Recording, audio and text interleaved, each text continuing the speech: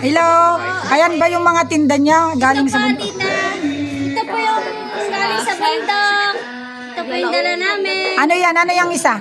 Yung kamuti po ito, tsaka yung ampalaya. Ano? Yung hanap buhay namin sa araw-araw, Wow panininda namin naman, araw-araw. talaga. Galing pa po ito sa bundok, tita. Sa Ay. mo lang po ito, 20. Pag dito lang dito sa bundok, 20-20 lang po ito, 10-10. Ay, magkakano na yan sa inyong dalawa yung madam? Magkakano yung madam? Ito, mura lang po ito, mga 40 na lang po ito, kaya 20. Wow, tignan mo, Para napakamura may po pambili para kami may ng pambili lang sila ng Pambaon na asukal. po ng bata namin, araw-araw. Ayan mga... Sa mga anak po kami, madami pong mga anak namin, pambili po namin ito ng asukal, bigas. Ayan. Para po kung ano pong pang-araw-araw po namin para po mabuhay ang mga anak namin. Yan, dahil pambili daw ng bigas. Buhatin mo yung 10 sakong bigas sa loob. Mga pang-project po ng mga anak namin ito. Buhatin mo yung 10 sakong bigas sa loob. Ayan mga guys, wala daw silang bigas. Sabi ko buhatin na yung 10 kilong bigas. Tapos, ito, magkano naman ang binta nyo sa isang ganito? 20 po ito. 20. Ano po ito, ligaw po na better. Ayan, ayan mga Well, guys. better po ito sa English. Ayan. Ito po yung pinakamamahal po ng mga matatanda at pinakamasarap sa mga matatanda po ito. Mga wild bitter po. Ayan. Pampalakas ng So, pag kinukuha nyo ba sa taas yan, inihila-hila nyo na lang din, di ba? Maraming ganon. matataas po sa bundok po ito. Sa galing po sa mga pool. Ganun po yung matataas po na pools. Mga matataas po na bundok. Yung Ito pong itong ano ba ito? ito po Pungapong. yung nakukuha po namin dun sa mga daan-daan po ito. Yung para pong... Tigi. Tigi sa Ilocano. Po sa Ilocano. Hindi ko po alam Tagalog dito. Pero pag nakita nyo po ito sa mga wild forest, makikita Elephant nyo po ano ito. yata? Ano bang English ito? Hindi ko po alam ang Tagalog dito. Yung ano po yan sa Kapampangan kasi yan, pungapong. Makikita nyo po sa bundok nito. Oh. Ang balat po nito, para po siyang nagbabalat na ahas. Tapos yung dahon niya po ito, na ano siya, para pong nagdadahon na gabi na Ay, so, mataas. pag binabalatan nyo yan, hindi ba makatiyan? Nakati po ito pag hinawakan mo, pero yung laman po nito, pinakamasarap, mas masarap po sa nakikita. Yung laman niya rin yung kinakain din yung laman niya. Opo, yung laman po nito nakakain. Pero yung balat niya po, Ano yun, parang gabi? Oh, parang gabi po siya, pero yung balat niya po, hindi ko pa natikman yun. Masarap ihaw, ma'am. Pwede rin po ito ihihaw. Kung may uling po kayo, iihaw nyo po Tapos ito. hindi siya makate, pwedeng isawsaw sa bagoong. Babalatan nyo po ito pag naihaw na siya. Tapos pipigayin mo ng konti, lagay mo ng sibuyas, Wow bawang. naman, tignan nyo mga guys. Mga paminta, Sandali, ito tignan po nyo mga ang- guys, yung pala. Pwede pala itong ihaw. Ang alam ko kasi lang dyan sa Pinupulutan po tigi ng na mga yan. taga-bundok na Oh, lalaki to. ginigisa lang yan ang alam ko sa sardinas, pero may iba pa palang luto ito. Pwede palang ihaw pala, tapos lalagyan ng kalamansi bagoong. Wow naman, no?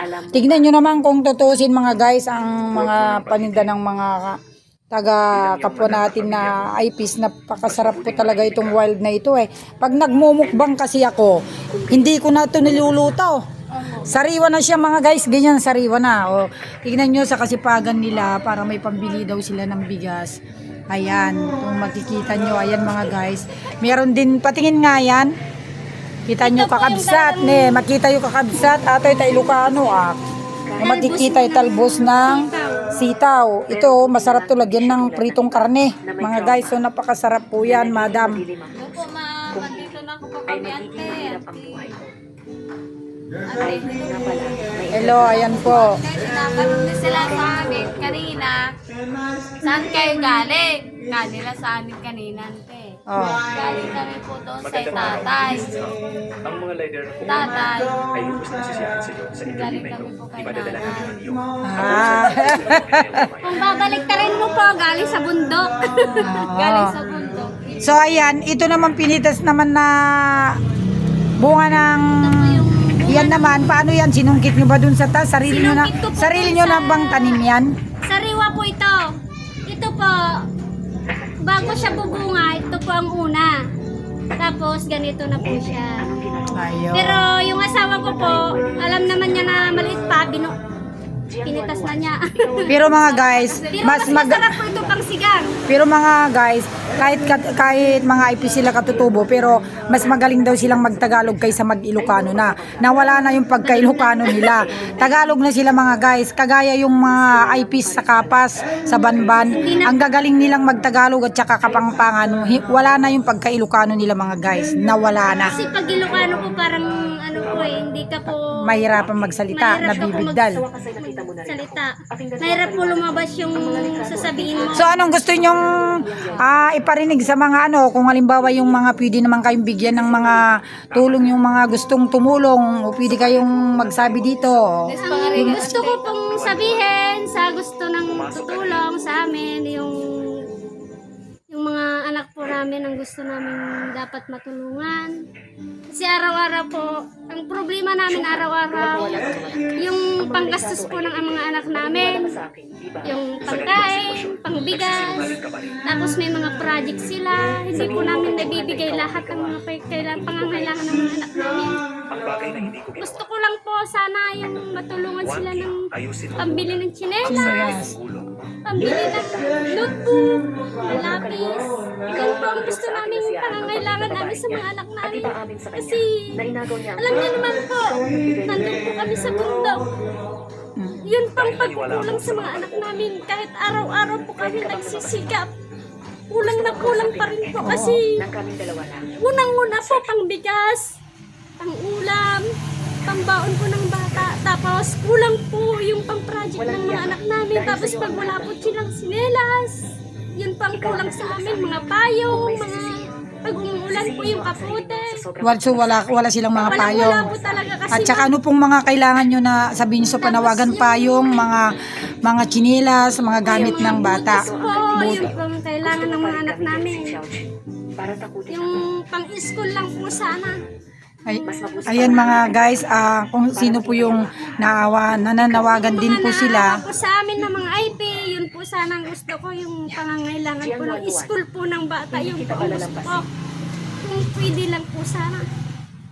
Ayan mga guys, napakakayanig ang puso kung yung ta-appreciate mo talaga yung pangangailangan kasi nilang mga IPs at katutubo. Hirap din po kasi sila dahil ang layo na nilalakad.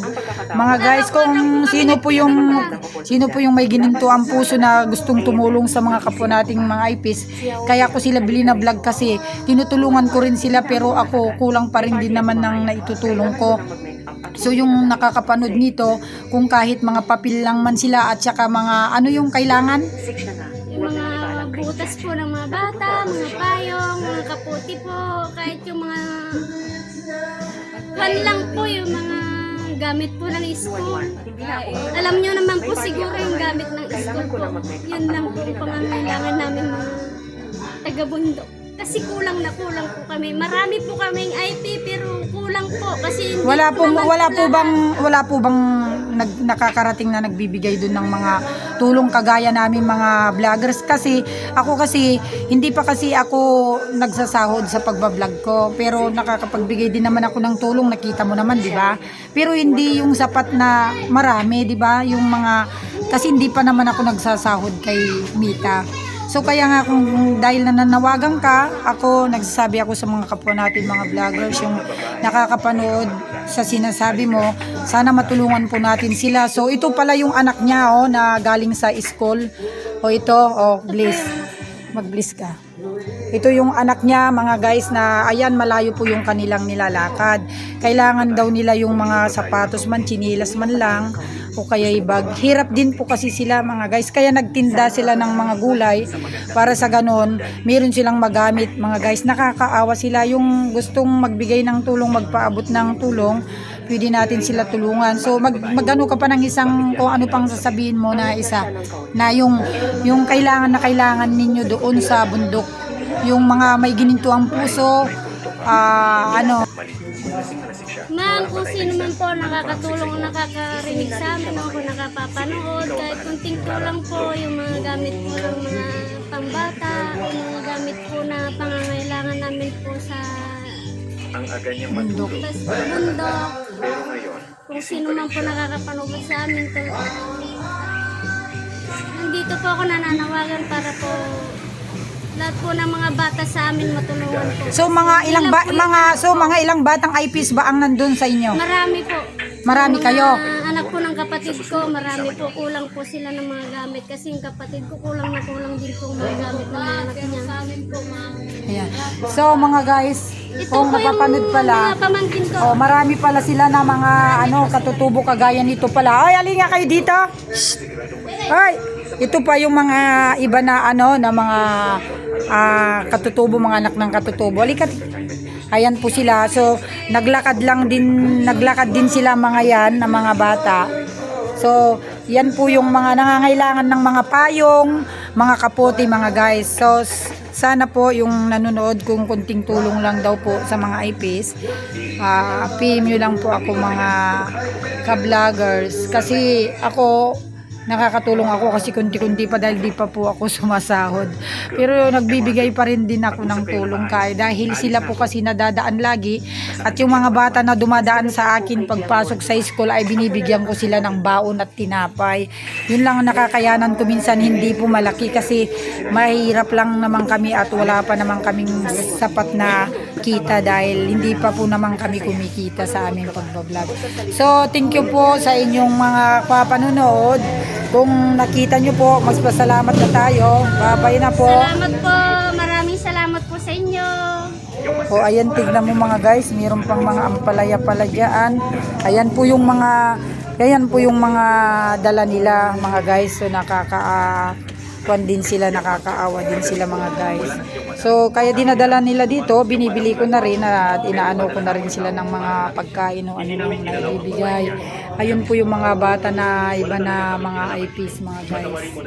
So, thank you po sa inyong panonood. Like, in-share nyo naman yung kung sino po yung nakaramdam nito sa aming mga vlog sa mga IPs na mga ito at gusto nyo po silang tulungan. Nandito lang po ako, PM lang po ako mga guys. Thank you po. Maraming salamat po at God bless you all. Bye-bye.